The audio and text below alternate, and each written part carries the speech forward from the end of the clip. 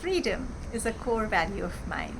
And when I was about 12 or 13, I saw a movie called Born Free, which was about baby lions born in the wild that were adopted by a family. I loved the movie. I loved the title of the movie, Born Free, and I wrote a poem titled Born Free, and which I have in my book of poems, and I'm going to read that out to you. And there's a reason I'm reading it out today, which I'll tell you. But this poem sort of became an anthem for me and the way I defined freedom and sort of embraced it as a core value. Of course, I didn't know the term core value then as a child, but this is the 12, 13-year-old version of how I embraced it, and I'll tell you what it has come to mean now after the poem. But first, the 12-year-old version. So, and if you're interested in my book of poems, this is I'm Choosing Life, and this is on page 174. Born Free. My home is here, my friends are near, nothing I fear, all is dear here, but it is dearer there.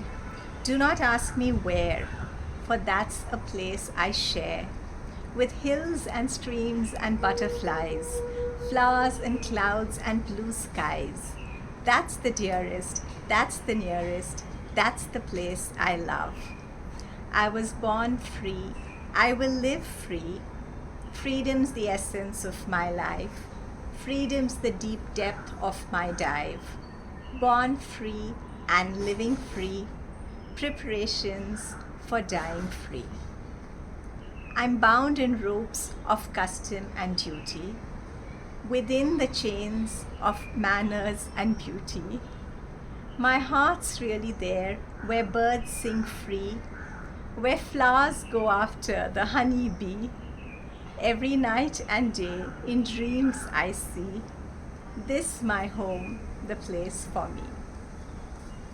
So that was the 12-year-old describing her version of freedom. As I grew up, I've written other poems on freedom.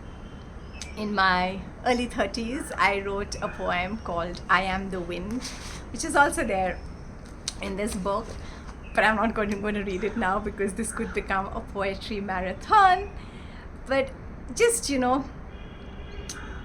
understanding, re-articulating, re-imbibing what freedom has meant to me at different stages of my life. At another time, I wrote a poem on inner independence, which I think I'd shared on LinkedIn a few weeks back, on August 15th. That's when I shared it. So this journey has been going on. Today morning, a dear friend and co-poet, Harish, shared a poem that he wrote, and the title of the poem is, it's about being irrelevant and relevant. And as I read that poem, which is, I will share the poem along with this video. I've got his permission to do that. But as I read that poem, I was like, this feels like I could make it a current anthem of my life. So it is about freedom. It's still about freedom. And it's a freedom that comes from giving ourselves the permission to be irrelevant and yet relevant. So relevant through the work that we're doing, and through,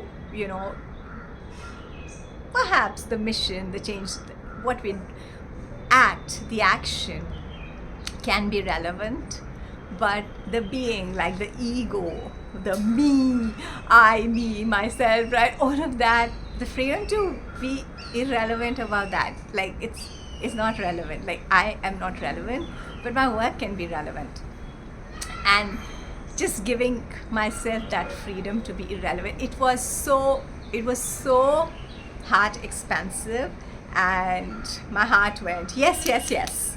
So I want to share that poem. I don't want to talk too much about this theme of relevance and irrelevance, because I would take away from the beauty of the poem through which it has been woven, and I would want you to read it and experience it yourself in your own way.